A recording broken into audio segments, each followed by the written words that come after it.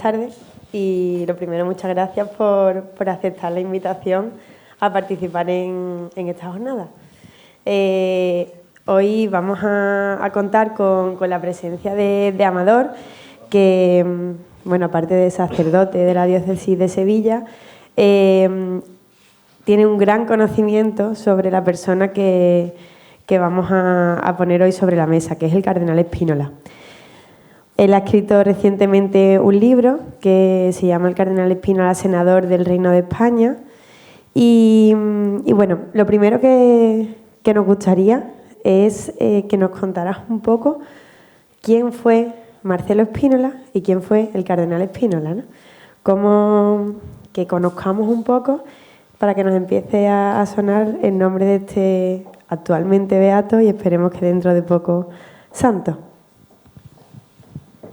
Pues yo te diría, María, que el cardenal Spínola, Marcelo Spínola y Maestre, maestrante y marqués de Spínola a la vez también, pues es protagonista hoy porque es un santo.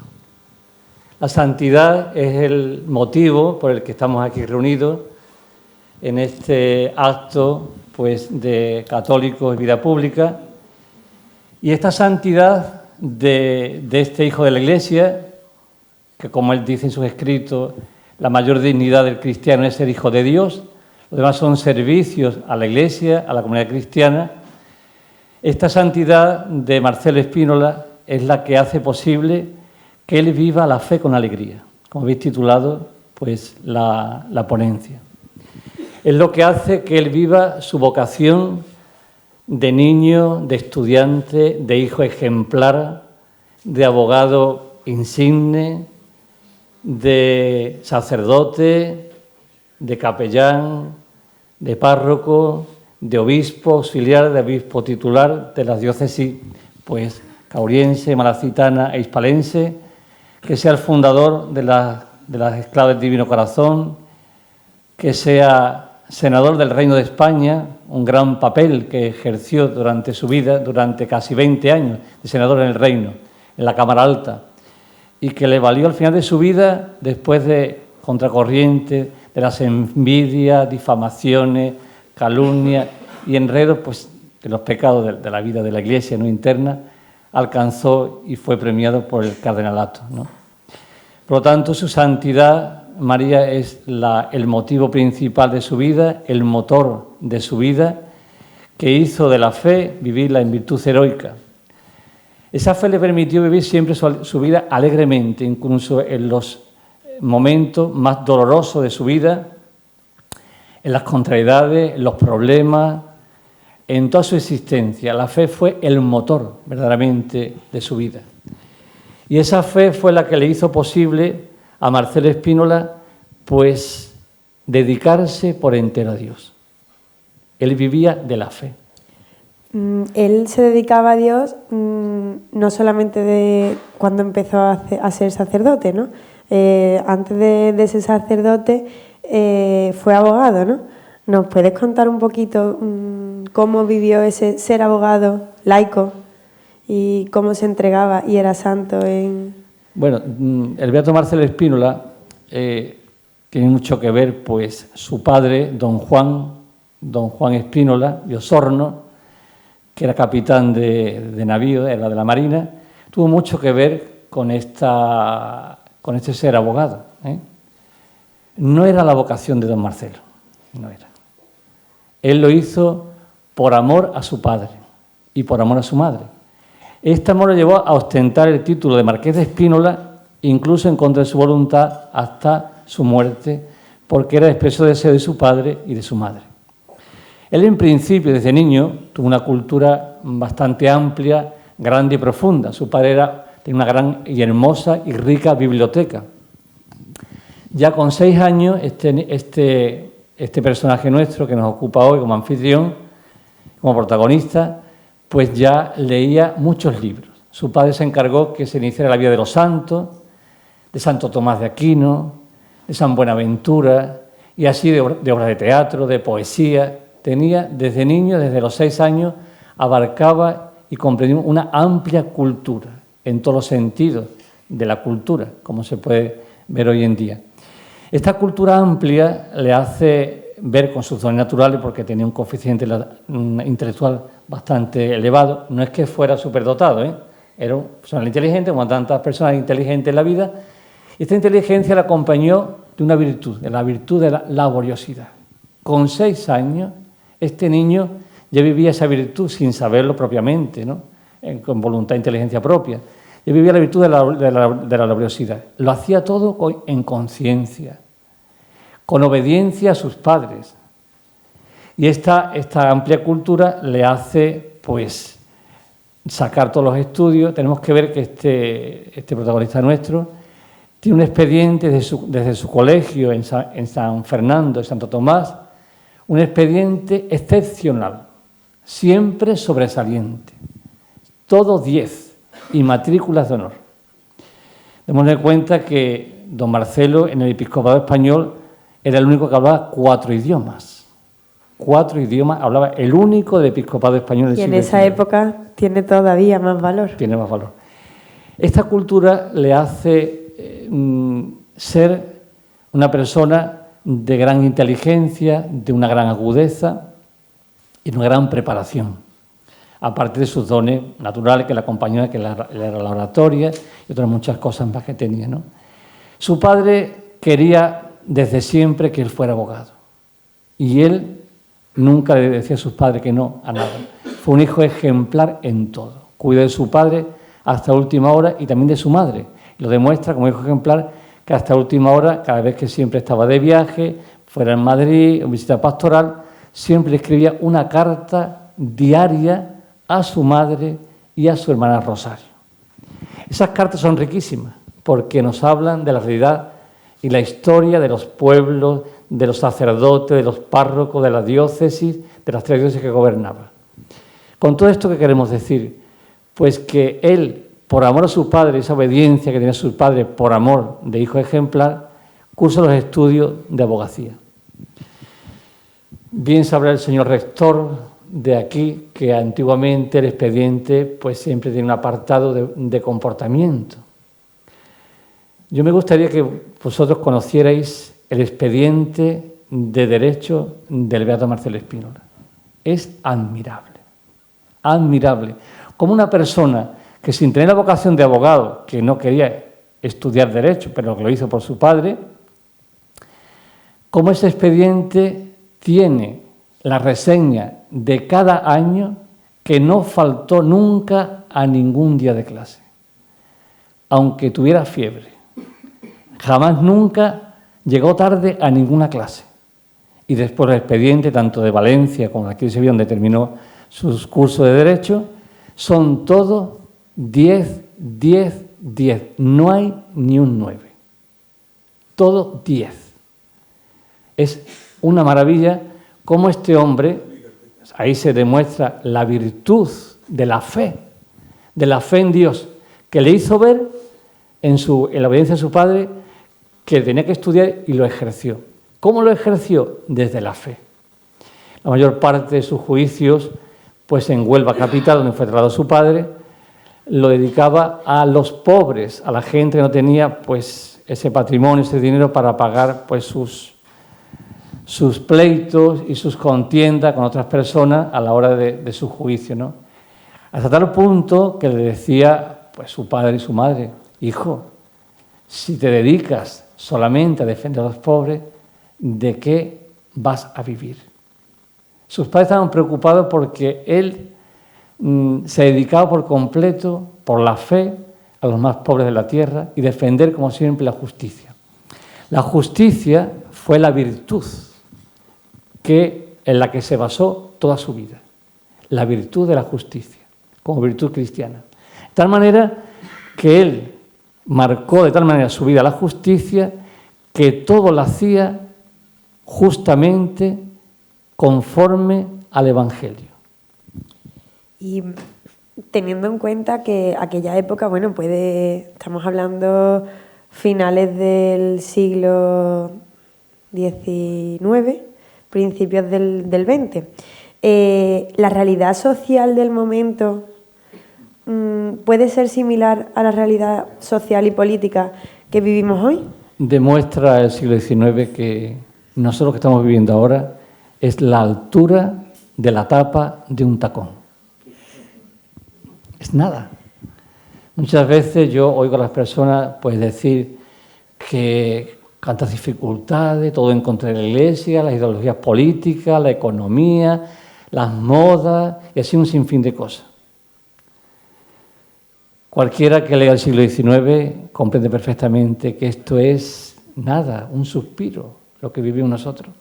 Y demuestra el beato Marcelo Spínola con su existencia y su vida encarnada en la historia que las dificultades no son un problema para las vocaciones sacerdotales ni para las vocaciones cristianas, sino que las dificultades son un ánimo, un aliento, y demuestra perfectamente su existencia, el beato Marcelo Spínola, de que las dificultades no son ningún problema para nada en la vida.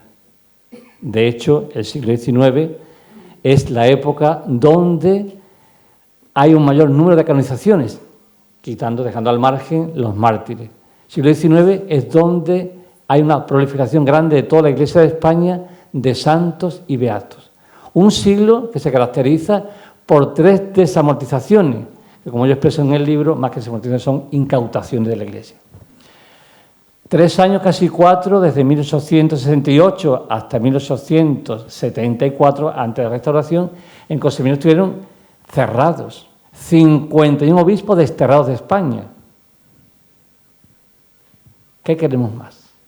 Demuestra cómo el beato Marcelo Spínola, su existencia, su vida, demuestra un siglo de grandes turbulencias, de todo en contra de la Iglesia, demuestra que la santidad es posible en cualquier época de la vida y de la historia. Porque la santidad pues no es otra cosa que otro Cristo en la tierra. La Constitución María Lumen Gentium, en el número desde el 49 al 52, nos habla qué es la santidad. Y nos hace ver cómo la fuerza de la santidad hace lo imposible posible en esta vida. Esos números que nos hablan, pues que la santidad es la obra cumbre, quitando los sacramentos, por supuesto, la obra cumbre de la Trinidad en la tierra. Dice esta Constitución Lumen Gentium, esos números vienen resumiendo, yo resumo mejor dicho, que la santidad es nada más y nada menos que la obra mayor de Dios. Es un evangelio andando. Un evangelio andando, viene a decir la Constitución Lumen Gentium. Por tanto, en el orden de la infalibilidad pontificia, sabemos, y aquí lo puede decir perfectamente Monte, que es la delegada episcopal, que los santos, los beatos, pues gozan en tercer grado de la infalibilidad pontificia. Su vida demuestra que la fe lo hace todo y lo penetra todo, lo invade todo y lo fecunda todo y lo enaltece todo. Bueno, totalmente de acuerdo, porque Marcelo Spínola, yo cada día tengo más claro que fue un gran santo, ya en vida lo aclamaban, ¿no? Él tenía una frase que decía que si no he de ser santo, ¿para qué quiero la vida? Y eso también lo supo trasladar a su vida política como senador. ¿Alguna intervención que tuviese en el Senado que a día de hoy nos siga afectando en nuestra política actual? En el libro que he escrito, recientemente publicado, pues se puede ver perfectamente que todas sus intervenciones, todas, son de plena actualidad. Todas. Porque la época de Marcelo Spínola es una época exactamente igual que la nuestra. No hay diferencia, ¿eh? No hay diferencia, ¿eh? Nosotros vemos como la Cámara Alta, que no la crean los políticos, ¿eh? La Cámara Alta no la crean en España los políticos. Mucha gente cree que los políticos han creado, pero no. En el libro yo lo demuestro. El marqués de Miraflores es el que crea el Senado con un boceto que le hace en vida del rey, Su Majestad el Rey Fernando VII, y ya su esposa, la reina María Cristina de Borbón de Sicilia, esta napolitana, reina napolitana española, pues acoge ese boceto, que es una copia adaptada a la realidad vigente en España, y crea el estamento de Próceres, que es el primer senado. ¿Para qué lo crea? Qué inteligente era este Marqués de Miraflores. Y también qué inteligente fue la reina, esta reina María Cristina, cuando era ya pues, regente por la muerte de su esposo, el rey. Porque el Senado es creado con un fin, un motivo. El motivo no es político, el motivo es la actualidad de hoy. Igual que hoy pues hay ideologías políticas, no sé si llaman alguna restar o multiplicar, algo así, no recuerdo la palabra, y cosas así existían en aquella época, eran los liberales exacerbados, que pretendían derrocar la corona, igual que actualmente. Totalmente, contenido de actualidad. Con otros nombres, pero los mismos perros, otros collares. Valga la palabra. Y entonces esta reina adopta el proyecto, lo lleva a cabo, se crea el estamento de Próceres con este fin, para salvar a la corona. Tengamos en cuenta que su hija, la reina Isabel II, tenía 3 años de edad cuando muere su padre. Por lo tanto, la corona estaba muy en peligro, más que ahora. Y entonces, pues, se crea el Senado, en el que este Senado, pues, lo componen los grandes de España, los títulos de Castilla, los arzobispos y obispos de España, con los obispos solamente por elección de cada provincia eclesiástica. Y después los arzobispos por derecho propio.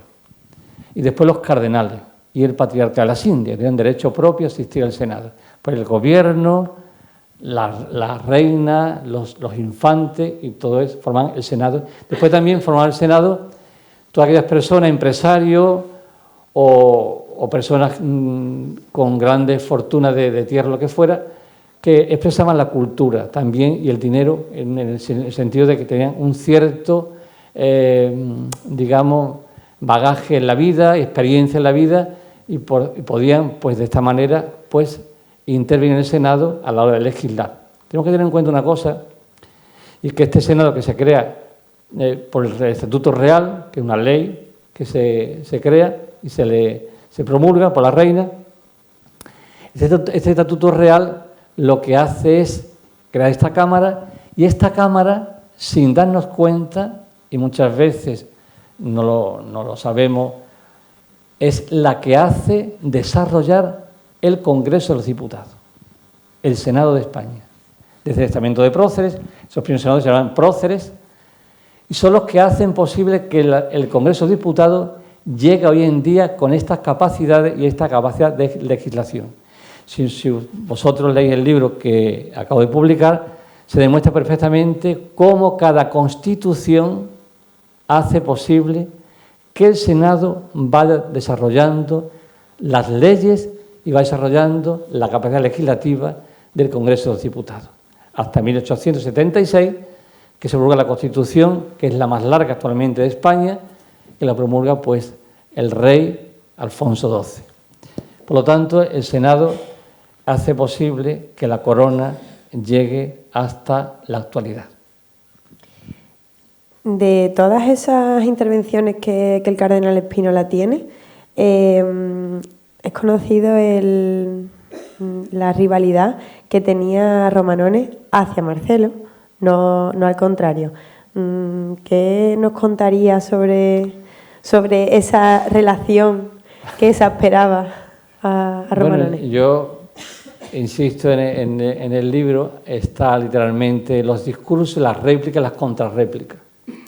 Claro, si se leen los discursos del beato Marcelo Spínola, pues de comprender que Romanones no quería salir a la tribuna de oradores, porque es que echaba sin ir por tierra de forma elegante y totalmente con la legalidad vigente, echaba por tierra todas las pretensiones del gobierno, tanto liberal como conservador.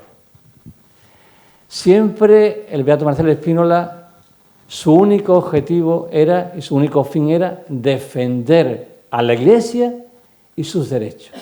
Así lo dice en sus discursos, defender a la Iglesia y sus derechos. Porque él dice que en una oportunidad muy grande, muy importante, ser senador para poder defender de esta manera a la Iglesia y sus derechos, y así se defendía a Jesucristo y se evangelizaba. Si vosotros leéis los discursos del beato Marcelo Spínola, vemos perfectamente que sus discursos son y crean un lugar teológico en el Senado. ¿Qué es un lugar teológico en los santos? Pues es crear un ambiente tan evangelizador en la política y con la política, a través de la política, que transforma su alrededor y transforma la legislación vigente. Este lugar teológico que crea el Senado, por estar él, el único santo que tiene el Senado en aquella época, y que lo tiene y hasta ahora el único santo del Senado, el beato Marcelo Spínola, vemos como este legado que él deja, sus discursos, que son de plena actualidad, hace que puedan pertenecer a la teología de la santidad. Es decir, sus discursos son una gran aportación al día de hoy. Sus discursos son una forma, o digamos, es un manantial, una fuente donde beber la política de hoy en día. ¿En qué sentido? Pues que si leemos sus discursos y los políticos leyeran sus discursos, otro gallo cantaría. ¿Por qué decimos esto? Porque el Senado, como personas como él, hacen que la política sea culta, preparada, instruida, con fines de justicia, de verdad y al servicio del bien común. Esa es la política. Un servicio hermosísimo, una misión hermosísima a la sociedad, que es un servicio para el bien común, desde la justicia y desde la verdad. La verdad, no una verdad acomodaticia, como la de hoy en día, que donde dije digo, después digo Diego. Alguna gente, como él dice, los que hablan se retratan por sus palabras y los que escriben se retratan por sus escritos, lo que dicen en ellos. El beato Marcelo Spínola se retrata de forma excelente y eminente. Por eso él crea un lugar teológico en el Senado y sus discursos, yo lo afirmo y lo demuestro, que forman parte de la teología de la santidad en el ámbito de lo político en España y en el ámbito internacional.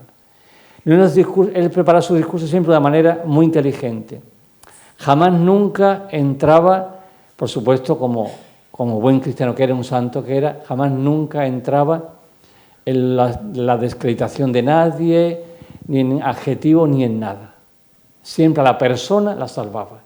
Pero el contenido, el fin político o legislativo, siempre trataba de destruirlo y componerlo para el bien y la justicia de España.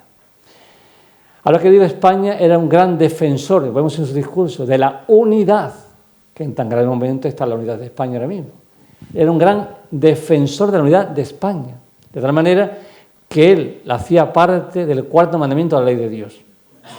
Cuarto mandamiento de la ley de Dios. En sus discursos aparece, en sus escritos aparece, en sus pastorales aparece, de Málaga, de Sevilla, y así en sus predicaciones. También al sacerdote, concretamente en Málaga, hay unos ejercicios espirituales en los que le habla de que es un mandato importante sentir y honrar a la patria, así hablaba él, al sacerdote, formando parte de ese cuarto mandamiento. Volvemos al Senado en sus discursos, que hace posible, empieza siempre sus discursos cuando se trata de un tema, el tema de la religión, de las clases del colegio, del instituto, o lo que fuera cuando se hablaba del Tribunal del Senado, siempre empezaba desde que ese derecho existía en España. Y así iniciaba históricamente cómo se había desarrollado ese derecho en España. Después lo interpretaba conforme a la legislación vigente y conforme a la Constitución de 1876. De algo le valió ser abogado. Y siguió estudiando las leyes, todavía más, cuando era senador del Reino de España. Una persona ejemplar, que en sus discursos demuestra cómo debe ser un político, cómo debe estudiar un político y qué cultura mínima tiene que tener un político para subirse a la tribuna de oradores del Senado. Pues la verdad es que tenemos mucho que aprender. O sea, Marcelo yo creo que no deja de sorprendernos, vivió la fe con alegría, se entregó en en su ser párroco, en su ser obispo, arzobispo, abogado, senador y fundador. También fue fundador del Colegio de las Esclavas, ¿no? Esa época la compaginaba con el resto de quehaceres que tenía. Fue una época difícil para Marcelo, el fundar, el ver cómo sembraba una semilla de una misión en la que el centro era educar a las niñas. ¿Cómo? Tengamos en cuenta que don Marcelo, Beato Marcelo Spínola, si tuviéramos que definirlo por algo, diríamos que fue un profeta del Concilio Vaticano II y un pionero en muchas cosas, en la política, en el tema del trabajo, los trabajadores y en otros muchos temas más. Como fundador, bueno, pues la verdad que funda lo que a la sociedad le hacía falta, ¿no? La educación cristiana en las niñas, ¿no? En las niñas, sobre todo las niñas pobres, que fue el objetivo de su fundación. Por lo tanto, para él, cualquier época, la época que él vivió, toda la época fue difícil, porque el siglo XIX, de 1835, a 1906, pues todas las épocas fueron difíciles para él, de obispo, de sacerdote, de abogado. Era una época muy convulsa y muy difícil políticamente, económicamente y socialmente. Pero él las dificultades las vencía fácilmente, porque todo lo confiaba en el Señor. ¿Cuál es el lema de su pontificado? Possum in eo. Todo lo puedo en Él. Esas palabras de su lema episcopal dice todo de este personaje. Él siempre confiaba en Dios y todo lo esperaba de Dios, con la certeza de la fe de verdad. Esa certeza que define Santo Tomás de Aquino. Santo Tomás de Aquino dice, la fe es certeza de lo que no se ve y seguridad de lo que está por venir. Esas palabras tomistas de este doctor angélico son las que él hace vida en su existencia. Él nunca duda, jamás duda de que Dios lo asiste, de que Dios lo acompaña y que Él es Dios el que lo hace todo en Él. Por eso, antes siempre de emprender alguna empresa, alguna pastoral, algunos escritos, lo que él hiciera, siempre él lo meditaba, lo ponía en la presencia de Dios. Siempre él, todo no era una cosa, nunca improvisaba nada, jamás. Todo siempre estaba preparado desde la teología, desde la política, de lo que fuera a hacer, siempre estaba preparado y meditado en la presencia del Señor. ¿Dónde lo meditaba él por excelencia? En la Eucaristía. Él dice que la Eucaristía es el libro de la expresión mayor de la sabiduría de Dios, donde se aprende todo, donde se adquiere todo, el conocimiento, el saber, el momento, el estar, todo. Él dice que la Eucaristía es la manifestación mayor del amor de Dios al hombre, y él se lo cree de verdad. Y porque se lo cree, la fe se hace vida en él. Sin duda era un enamorado de la Eucaristía y de la oración. Él definía la oración, si no me equivoco, como el desahogo del alma con el amigo que no se muda. Y me parece como una forma muy gráfica de decir, vale, sí, rezar es eso, es desahogarse con el que siempre está. Entonces, a mí esa frase me ayuda mucho en la oración. Me gustaba también, viendo esa actualidad tan clara en política, si nos centramos en la actualidad sevillana, que las hermandades tienen un peso fundamental en la vida de fe. Marcelo también intervino en numerosas ocasiones en algún tipo de disputas que existían entre diversas hermandades y que actualmente temas que él lleva a cabo siguen en vigor, ¿no? Como es la concordia entre la Hermandad de la Macarena y el Gran Poder. ¿Nos puedes contar un poco? Bueno, hay que decir que el Beato Marcelo Spínola es un cura que sabe darle su sitio a las hermandades y cofradías. Una persona que sabe darle el sitio en todo. Ustedes fijarse en un detalle. María, él, como párroco ecónomo de San Lorenzo, pues es el director espiritual de nuestro Padre Jesús del Gran Poder y de la Soledad de San Lorenzo. De tal manera ejerció su papel de director espiritual y de acompañamiento de estas hermandades, que él, además de estas dos hermandades, era hermano de otras hermandades y cofradías, por su familia y por amistades. Hay que resaltar que este protagonista de hoy, este personaje nuestro, este beato Marcelo Spínola, pues quiere tanto a las hermandades y ama tanto la dirección espiritual y la considera tan importante las hermandades y cofradías, que él solamente deja la dirección espiritual del Gran Poder cuando es nombrado obispo auxiliar. Y cuando llega de arzobispo de Sevilla, vuelve a retomarla.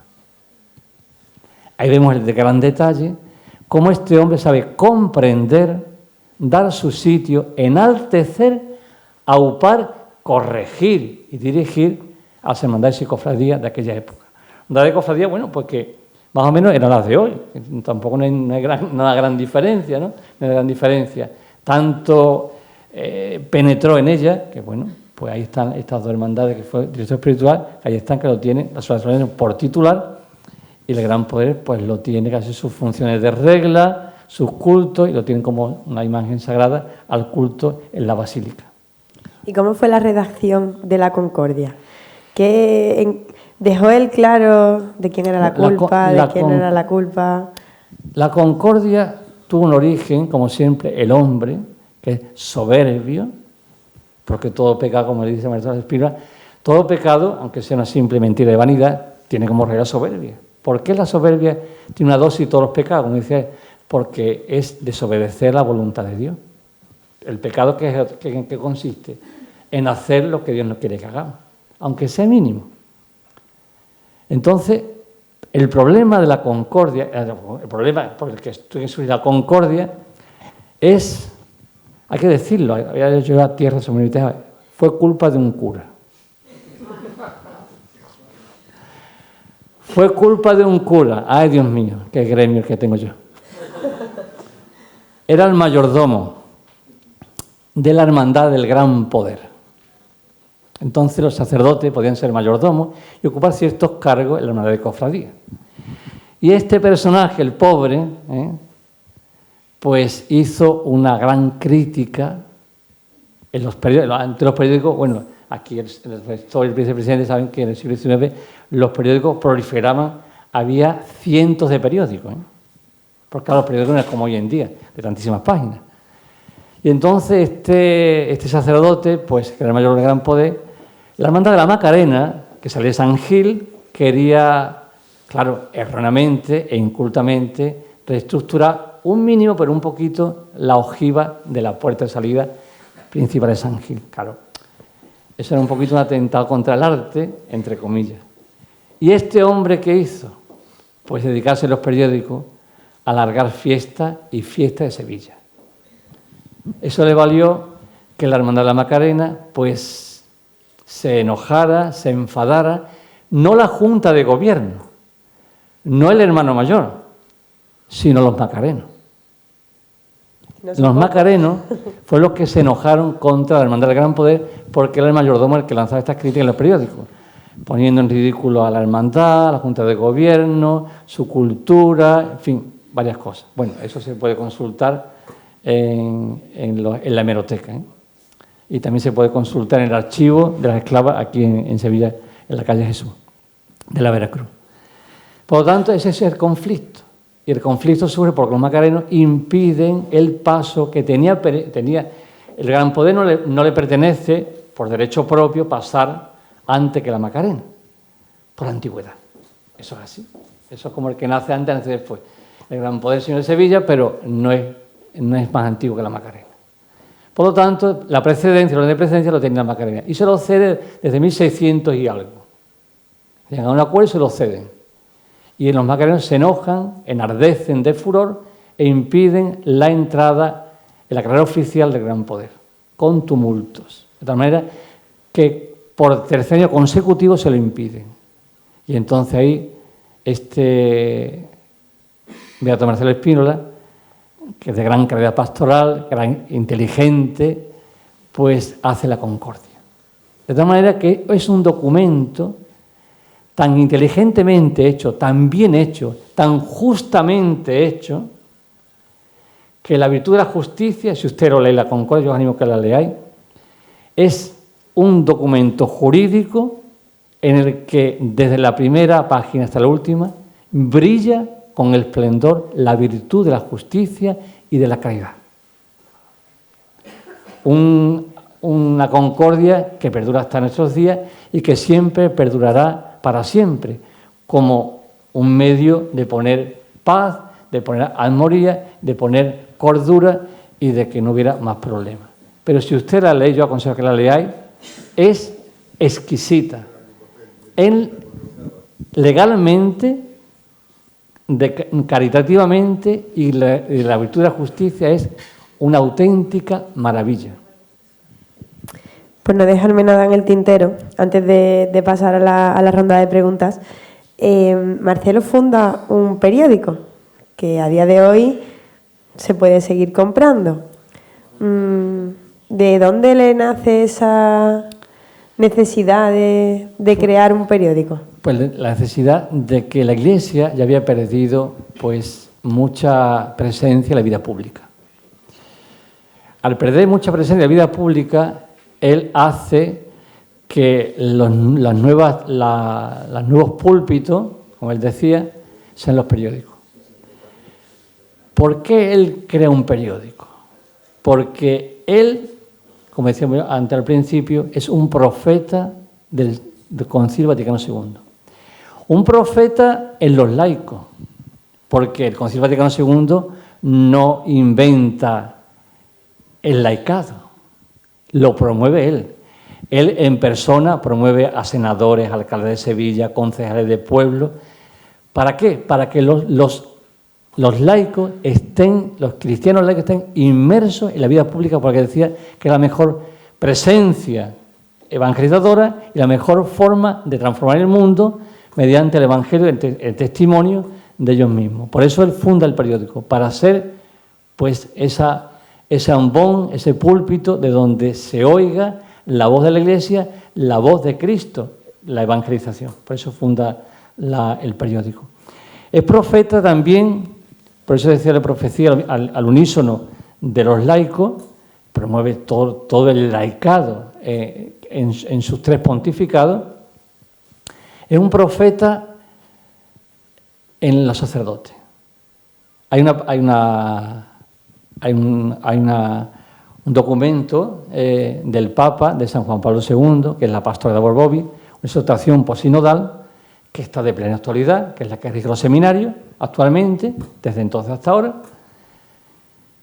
Si ustedes cogéis la Pastora de Bobovis,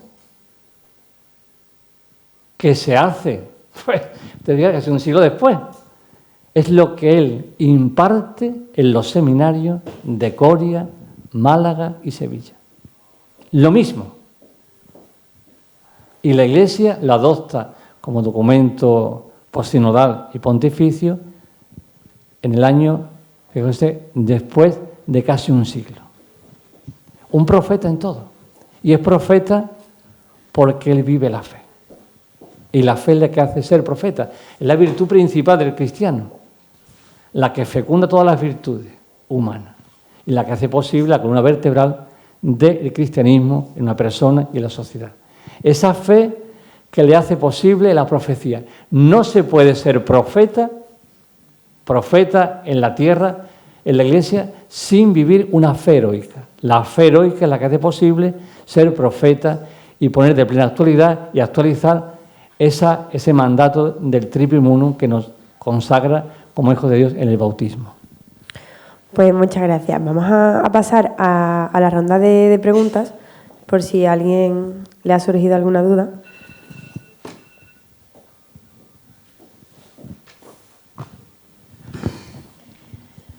Nos preguntan que ¿cómo definiría el pensamiento político de don Marcelo? un pensamiento finisecular, es la palabra, finisecular. ¿Qué significa esto? Un pensamiento, que ya lo dije antes, que se basa en la justicia, en la verdad y en la caridad, pero que se aglutina en una palabra, España. Él se desvivía por España, se desvivía por su nación, se desvivía porque España permaneciera unida. Tengamos en cuenta que los nacionalismos surgen con fuerza en esta época, de la Constitución de 1876. La misma fuerza que tienen ahora tenían también antes los nacionalismos. Por lo tanto, él siempre en sus discursos hace siempre una alocución, un refuerzo, una presencia en su palabra, en la tribuna de oradores, defendiendo la unidad de España. También nos preguntan que, comentan que Marcelo Spínola fue el último obispo andaluz de la diócesis de Sevilla y que murió en 1906. ¿Piensa que Sevilla es una diócesis del sur con pastoral del norte?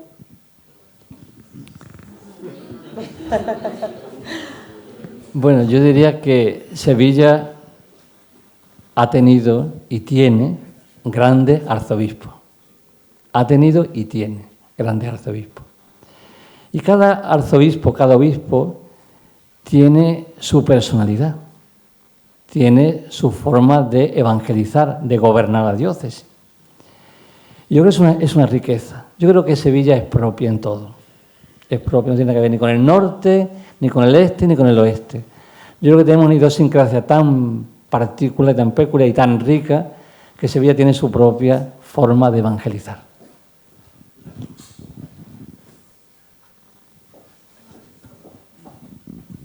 ¿Spínola era pobre de verdad o era un mito?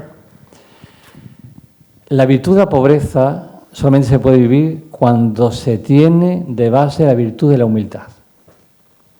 Y él vivía la humildad en grado heroico, desde muy temprano. Entonces, fijarse una cosa, él está 1 año y 2 meses pensando si es digno o indigno de recibir el sacerdocio. Que eso no suele pasar. Eso no suele pasar. Muchas veces está deseando recibir el sacerdocio, cosa santa y buena, de apetecerlo, por supuesto. No se puede ser seminarista siempre. Esa vocación no existe. 1 año y 2 meses que se retuvo de recibir las órdenes del cardenal porque se reconocía tan indigno. Si ustedes leéis sus escritos, esa indignidad es igual en virtud que la de San Francisco de Asís. No exagero, de verdad, Leer mi primer libro y veréis, os demuestro perfectamente sus escritos, sus pensamientos, sus reflexiones antes de ser ordenado, cómo esa virtud de la indignidad es la misma de San Francisco de Asís.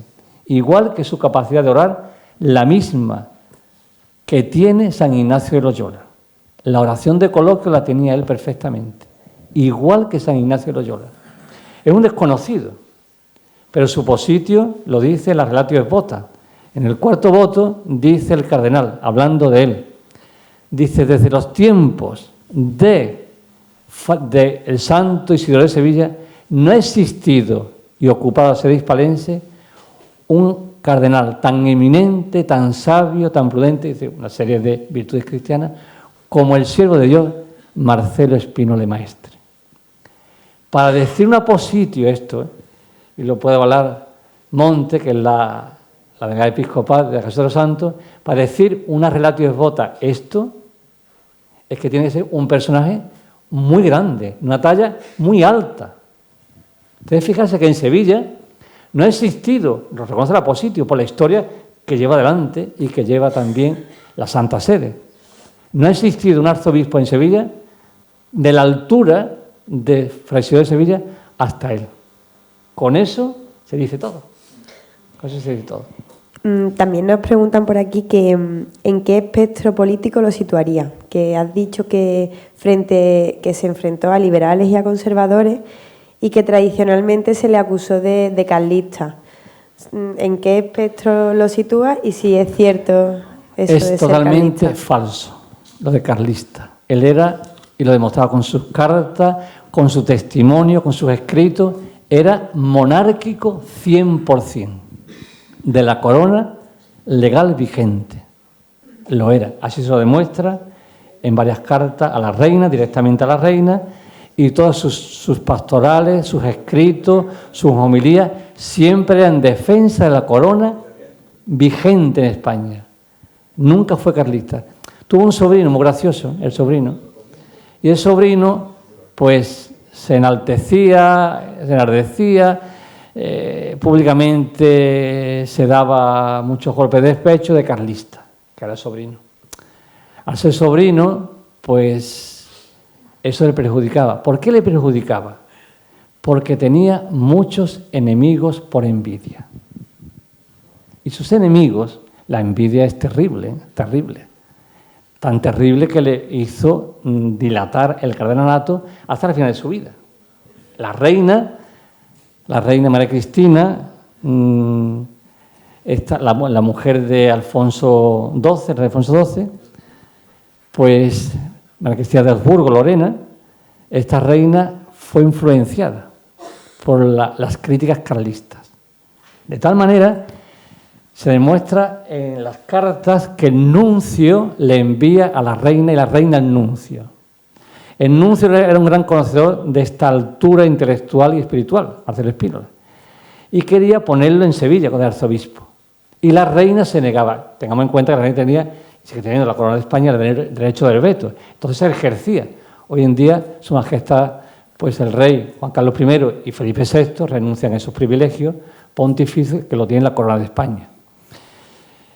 Y la reina, María Cristina de Habsburgo-Lorena, se oponía, porque estaba influenciada por gente de Sevilla y gente de la grandeza de España, que le tenían envidia, y también algunas otras personas de la política de España, se dejó influenciar y ponía veto a que fuera arzobispo de Sevilla. Y el nuncio fue quien la convenció. La convenció ya para siempre de que ni era carlista y que era la mejor persona idónea para Sevilla en aquellos momentos tan difíciles. Fíjate lo difícil que él dice de Málaga: me voy del Tabor al Calvario. ¿Cómo no sería Sevilla en aquella época? En el clero y en los laicos. Por lo tanto, nunca fue carlista, se demuestra en sus escritos, en sus cartas, por el nuncio, por el Vaticano, nunca fue carlista. Y nunca se definió con ninguna ideología política, solamente se definía con la justicia, por repetir, la verdad y sobre todo defendiendo a la Iglesia, independientemente de quién. Si usted lee los discursos en mi libro, veréis cómo se enfrenta a conservadores y a liberales, en tanto en cuanto atentan o rozan algún perjuicio para la Iglesia y sus derechos. Bueno, y para terminar, como guinda del pastel, Marcelo era conocido como el arzobispo mendigo, cuando allí por 1905 la sequía asedió Sevilla, ¿no? Ligándolo con este ser arzobispo mendigo, este mote que le pusieron por lo que hizo, háblanos de esa faceta caritativa que... Mira, esta pregunta que tú me haces, he dejado sin contestar la otra que iba acompañada de la política. Él era pobre de verdad, no tenía nada, absolutamente nada. Su ropa interior era remendada. En aquella época eso era una cosa inaudita, remendada. Lo de fuera no, porque él decía que había que vestir con dignidad, porque representaba a Cristo y a su Iglesia. Pero por dentro toda la ropa era remendada. Eso se demuestra perfectamente en su ropa que conserva la congregación. Y después los médicos, como atestiguan, siempre que le intervienen y le ven, la ropa pues remendada. Limpísimo y pulcrísimo, pero remendada. Después daba todo lo que tenía. ¿Cómo se demuestra eso? Pues a la hora de morir. Su hermana tiene que vender su inmensa y rica biblioteca para pagar el entierro. No había dinero. Y para pagar los médicos. Es decir, que a él lo operan en Palacio, de esa hernia que se le estrangula, que fue la causa de su muerte. Esas operaciones, esos médicos, esas intervenciones, había que pagarlas, ¿eh? No porque fuera arzobispo de Sevilla, eran sin pagar, era pagada. Y su hermano tuvo que vender todo lo que poseía de la biblioteca y otras cosas más personales de su herencia, ¿no? De lo que le quedaba ya, ¿no? Eso demuestra cómo el beato Marcelo Spínola muere hasta con deudas por la virtud de la pobreza. De tal manera que es mendigo y es dador incluso en el féretro de muerto. Hay